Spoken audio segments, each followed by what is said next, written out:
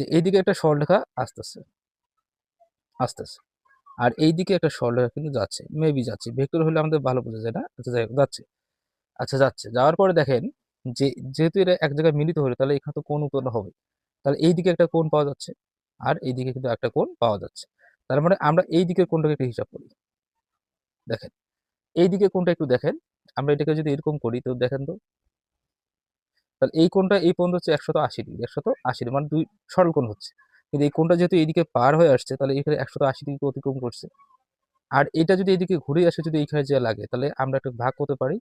এই দেখেন আমি একটু ভাগ করলাম, এদিকে একটু ভাগ করলাম, তাহলে এটা 90, এটা 90, এটা 90, এটা 90, তাহলে চাইলাম কত, 36, 360 ডিগ্রি হচ্ছে, কত হচ্ছে 360 ডিগ্রি। 360 ডিগ্রি মানে কি, দুই সরল কোণ, বা আমরা বলতে পারি কি চার সমকোণ।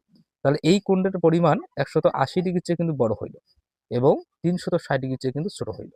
তাহলে এই কোণটার নাম হচ্ছে আমাদের প্রবৃদ্ধ কোণ। কি কোণ? প্রবৃদ্ধ কোণ।